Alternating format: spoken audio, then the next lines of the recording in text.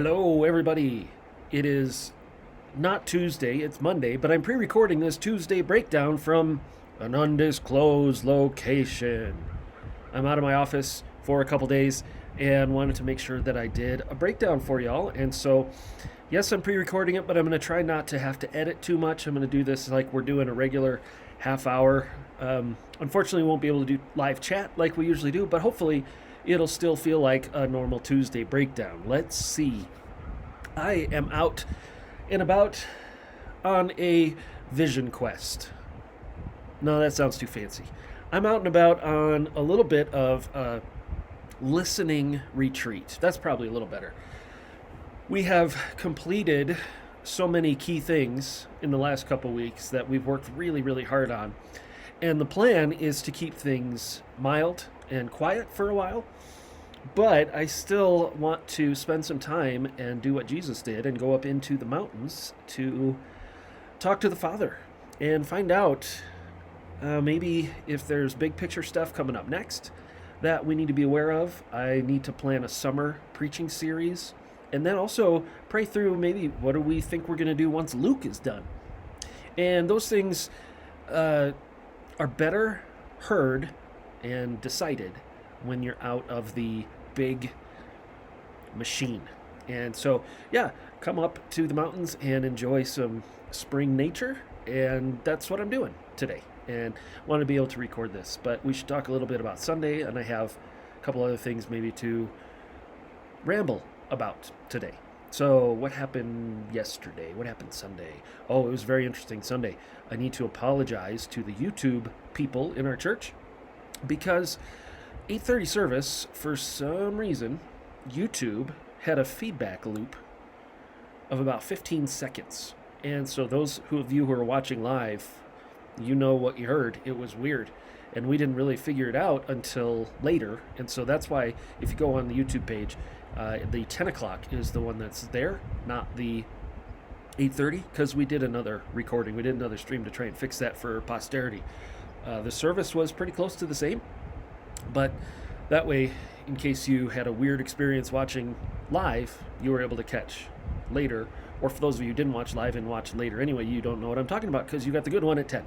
But special shout out to the Marleys, Tanya and Caroline, who worked really hard to solve that. And Melody was our sound person yesterday, and she did a great job as well. So always curveballs. The other curveball that happened on Sunday was Edward Jones, who was scheduled to lead the music, came down with a little sickness called COVID. So last minute we had a switch-a-roo of who was leading, and that always is an interesting curveball. We talk about curveballs here a lot.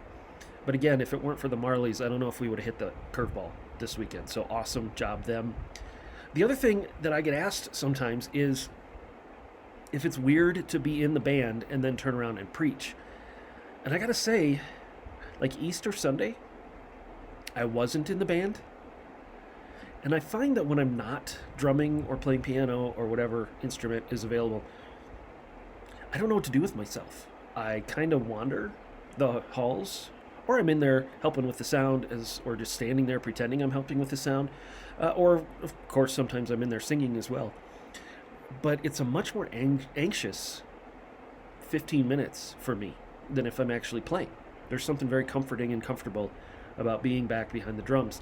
And yeah, it makes for a longer morning, and we definitely are trying to have some help with announcements and prayer and benediction and those kinds of things, so I'm not just walking back and forth from an instrument to everything else. But that reminds me, if you want to help with announcements, we could use the help. If you are comfortable in front of people talking and are somewhat charming and winsome, or if you're uncomfortable in front of people and you want to conquer that fear, let us know at office@gracelongmont.org, because we're trying to rally some people to be on stage and get to know our family. That's kind of the idea we talked about last Tuesday, was that room is our living room as a family, and we want it to be that way. And so if you want to be a part of that, we'd love for you to be a part of that. The other thing about yesterday, the message. The message was a little, I don't want to say difficult or strange. I mean, it's still the Gospel of Luke, but chapter 17 is a little weird in the Gospel of Luke in that these stories, the way Luke organized these events in Jesus' life and these teachings is a little harder to thread the needle on. They don't line up as cleanly as, say, the previous chapters did, like the parables in 15 or the Pharisees' meals earlier, I think in 11, and then again in 13, 14. Anyway, here in 17, there's these stories that kind of connect, but they kind of don't. And what does forgiveness have to do with millstones around people's necks? And so just trying to figure all that out as I was writing. And it was interesting. I read a lot of commentaries, and I talked to some experts, and I talked to the other guy who was preaching that same passage this week, Ali, and we were just kind of scratching our heads like, okay, is he talking about anyone who ever sins and causes people to sin? It would be better to have a millstone. Is it the kids, the little children like it is in Matthew? What in the world, and how then does it shift so quickly into the forgiveness teaching? Because in the other Gospels, that section gets a much longer treatment about forgiveness. Are these two separate sermons? Does it go further into 17 to maybe connect all that stuff? And so just trying to figure all that out was interesting writing that isn't necessarily the norm for me. But I think we got there. I felt pretty confident with the outline we had, and let's just let the text say what it says. And part 1 will be this part, and part 2 will be this part, and there we go. But yeah, in fact, that list of false teachings, it's never difficult for me to talk about false teaching and why we need to be vigilant against it. That's one I could preach pretty quickly because I'm very passionate about it, and I hope you sense that if you watched it or listened yesterday. But I actually had a couple bonuses besides those top 5. But I found in the first service, the 5 took me so long. I just got so into it that I looked at the clock and I looked at the extra bonus ones and I thought, no time. Let's get into the forgiveness part of this message. And then for the 10 o'clock, because I hadn't done it at 8:30, I thought, we'll just move on. We'll cut it. So there are 2 bonus false teachings that I don't know if I want to tell you today. I think maybe I'll keep those in my back pocket. No, I won't. I'll tell you because the point is to be ready and to be aware. And the one of the bonus ones we've talked about here on Tuesdays before, and that's the nationalism gospel. It's the gospel that says America is the recipient of the promises to Old Testament Israel, that America is some sort of divinely empowered nation that is superior to all other nations because we have God in our corner in ways other nations don't. I have a real problem with that. I think I've said this before, but I think one of the main problems in the last 20 years of American Christianity is that it's more American than Christian. And that's not to say we shouldn't be patriotic. We talked about this in our Romans class last week. We're doing Romans 13, which is about government and the kingdom citizen in the world government and how do we carry ourselves. And unlike every other government in world history, in a democratic republic, we have a say. Each one of us is 1/300 millionth of a king. And so we get to vote and influence policy, and we totally should. And as children of God and as citizens of the kingdom, we should let those values inform what we do with our 1/300 millionth of authority. But that is different than saying that the end result and the main point of the kingdom of God is to build a theocracy in the United States. And that's what scares me when I see Christians following that false teaching. So I know that's the kind of thing that could get me in a lot of trouble if I go too deep into it, but I do feel kind of strongly about that's a false teaching that has grabbed a lot of Christians' ears that we need to be careful of. So that was one of the bonus ones. And the other bonus one is kind of the flip side of the first one we talked about, where the teaching, the Arian heresy that says Jesus isn't divine. The flip side of that is another heresy that says Jesus wasn't actually a human. He was more like a Greek god who comes down in some sort of mythological sense. Um, but of course, we know he is fully God and fully man. And so we need to cover that as well. Though that one's not as prevalent because nowadays it's more prevalent to say, well, he either never existed or he had all these things put upon him.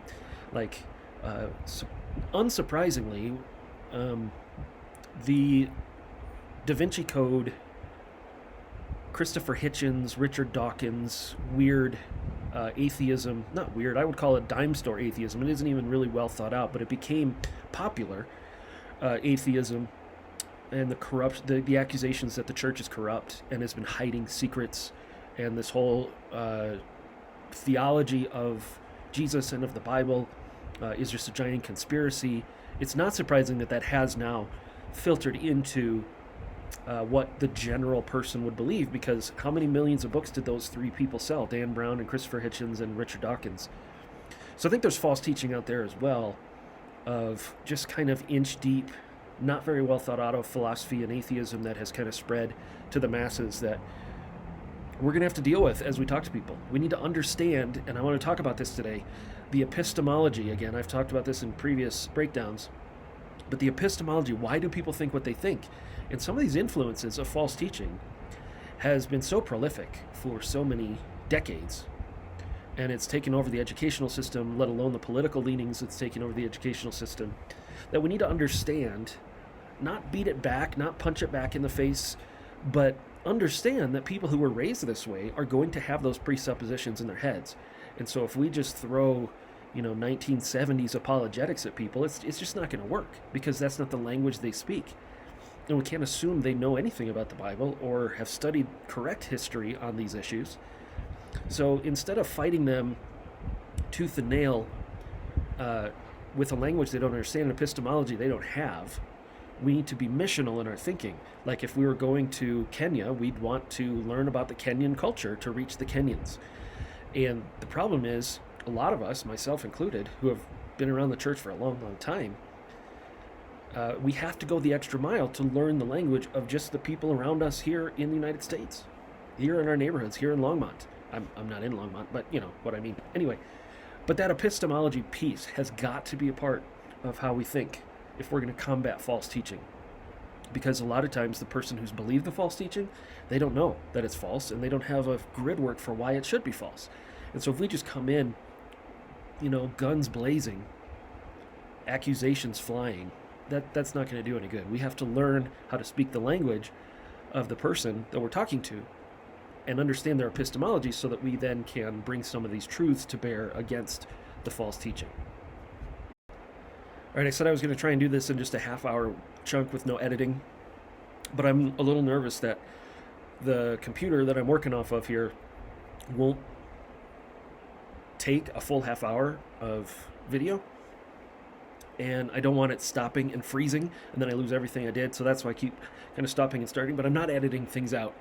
I'm just continuing to roll. So, yeah, I want to talk a little bit about what I'm doing this week and why I'm up here. It's important for all of us to unspool. My best friend in college, he married my cousin, and so we're still family now. He was a music pastor at a super duper high octane church, and he just didn't get a break, and he was constantly on. And there's expectations of pastors that you're always on 24/7. You got to be available, because that's what a good shepherd would be. And yeah, I get it, that it's a weird job compared to others, that I don't punch a clock, and nor should I necessarily, because when people need a pastor, they need a pastor. And the machine of Sunday to Sunday is pretty remarkable. If you're not in the world of that machine, you may not get it, but in talking with Elisa and even Julie, who's in the front office with us, as they're kind of coming into the church, the business side of the church maybe, it's amazing how they have acclimated to the machine, but also saying, yeah, Jeff, you're right, this is kind of a machine, and it keeps happening. And so I was thinking about my buddy, and he did that for 15 years, and he had a complete brain flame out. he would come home in the evenings, 7, 8, after whatever meeting he had, and he couldn't interact with his kids. And he couldn't interact with his wife. And he would go up to bed because he was so exhausted, but he couldn't sleep because his brain wouldn't stop. And he said, Jeff, I've watched so many TV shows on DVD that I've seen like every show that's come out in the last 20 years because I can't sleep. So he falls asleep around 3 or 4, but then he's got to get back up and feed the machine again. And so he went to a doctor, and they said they sent him to a neurologist. And I don't remember if it was the hippocampus or the hypothalamus, but I want to say hypothalamus. But anyway, he said what he learned was your hypothalamus works like a rod and a reel with adrenaline. And it gets tighter and wound up tighter and wound up tighter. And the longer you take to unspool between unspoolings, it takes exponentially more time to unspool, which is why sabbaticals are such an important thing in life, but certainly for pastors. But that unspooling discipline has to be there, or you just wind up tighter and tighter and tighter and tighter, and then you have a flame out, you have a breakdown. And I had mine in 2018, and a lot of people have asked, what was that like? What was the experience like? And I'm happy to share because I know I'm not the only one who's gone through this. But for me, and I don't want to lose the point here, we have to unwind, we have to unspool that rod and reel to stay healthy. It's why God invented the Sabbath. That's the unspooling day of the week. And if we don't take that seriously, it gets wound tighter and tighter, and then it's exponentially more time to unwind. So for me, in 2018, things were going really well. Everything was going great. Sandstone had taken off. We were all pretty excited working together. There was people coming. And I went down to Colorado Springs to get a day head start on a staff retreat. And I woke up in the hotel that next morning, and it was crazy. The room was spinning. 100% of me was convinced, 100%, that I was going to die in that bed. That housekeeping was going to find me. I wasn't sick. I was just weak. But my brain was just gone. I was not present in the moment. I didn't know. I knew where I was, but I had no grip on reality, and I couldn't stand up. I felt like the physiological feeling, and it's going to sound a little gross, but, I want to be honest. It's the feeling right before you throw up, when your palms get sweaty and everything kind of gets shaky. And it's like, okay, here it comes. But then without throwing up, and then it lasts for like 3 hours. That is physiologically what it felt like to me. And I got myself to a Kaiser clinic because that's the kind of insurance we had. I couldn't go to the emergency room. And they pretty much gave me a flu test and said, you're fine, go home. And so by the time the rest of the staff got there later that morning, I was just a basket case. And they, of course, didn't know what was going on. Actually, Mark Deubler, he and Jenna had experience with this kind of thing, so he was great at just kind of come alongside and helping. And Jenna helped a lot in the subsequent months as well. But for most of the staff, they're like, what's wrong with Jeff? What's going on? Should we be worried? We came down for a retreat, and now we just have to kind of run triage for the boss. What's going on? And as I've talked about with the pastors leaving in the last year and a half, I think that was one of those moments for a lot of those guys where they thought, uh-oh, everything kind of changed, and now we have to cover for Jeff. Which, whether or not they thought that, I worried that they'd think that, which makes the anxiety spiral. Because I think, I'm not a good pastor now, and I'm not a good husband, I'm not a good father, which makes me feel guilty. But of course, if I could just will myself out of it, I would have. It wasn't a matter of willpower. It wasn't a matter that I was lazy or... that's the hard part for people to understand, is this is a physiological, neurological problem with your endocrine system. And yet there's a stigma to it that, you're weak, or you failed as a person or as a leader. And even if people don't think that, the person who's going through it worries that people are going to think that. And I used to think if you could just if you had good theology and you could just think your way out of something, then you'd feel better. And I'm not going to teach that anymore because I've experienced it. And I used to ask people, like, well, if it were kidney stones, would that be okay? If it was a brain tumor, would that be okay? At what level does it go from, we're here to sympathize with you because we care about you, how can we help, to, oh, he can't do his job? And that was a challenge. That was a real challenge for me to walk through it. And I just made that decision pretty early on. I'm not going to play into that. I'm just going to own it. I'm going to talk about it. This is something that I've gone through. And people are going to react the way they're going to react. But all that to say, coming out of it, I've learned a whole new set of habits and a whole new set of outlook, maybe. And one of the pieces of it is stuff like this, getting up into nature and unspooling on purpose has become way more of a priority for me. And I want to encourage you guys as well to make it a priority for you. Because none of us, especially in this day and age, even with COVID and quarantining, and I know I'm talking to people who are like, I can't wait to get out of my house and actually do something again. But the truth is, we carry this pressure with us. And it's not a lack of faith. It's not a lack of willpower. It's just how some of us are wired and what stresses we carry with us. And it's okay. You know, Charles Spurgeon, one of the greatest preachers ever, he used to have to take summers off because he would have breakdowns. Abraham Lincoln, in his journals, wrote a lot about his, what we now would call panic attacks. Paul, you know, he talks a lot about being so full of despair and despondent for the churches and worrying about this. And you know, he's the same guy who said, don't be anxious about anything. But he never hid his own sense of that anxiety. So all that to say, I want to encourage you to be honest with yourself, but to be disciplined on the things that seem weird, like be disciplined with Sabbath, be disciplined with unspooling. And don't let anybody tell you you're weak to have to do that. You're just being obedient to the fourth commandment? Fifth commandment? One of those. About remembering the Sabbath day. It's for you. It's for you to unspool. And that's a huge gift that God has given us. So I just wanted to share that.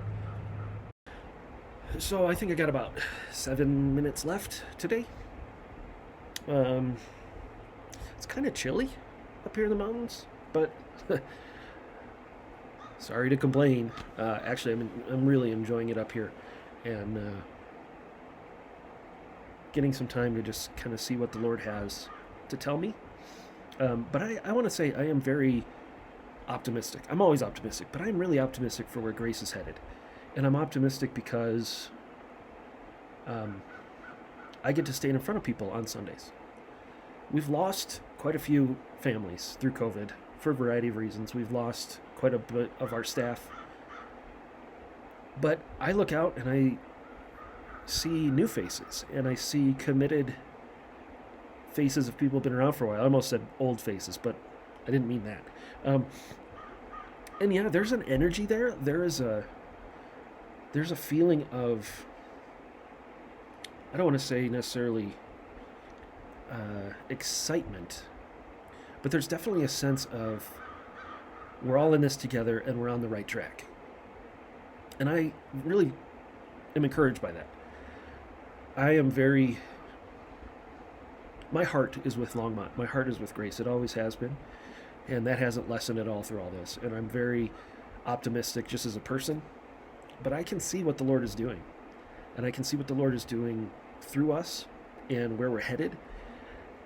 And somebody came up to me yesterday and said, well, I'm praying hard for you because in my job, he said, I saw everyone on my team got hired by other companies. And he's like, I know how hard that can be.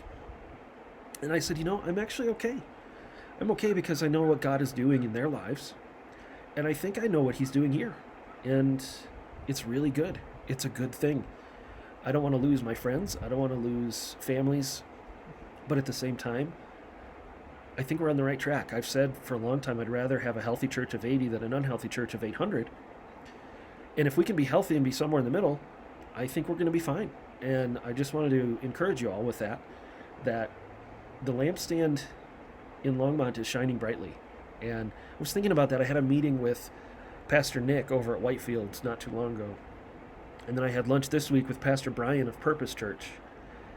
And hearing what the Lord is doing where Sandstone used to be for us. Like, we wanted a campus that then we could daughter. That was the plan, campus to daughter. Well, we had a campus, and instead of daughtering another Grace, there's 3 gospel-based ministries that are using that building right now and doing great.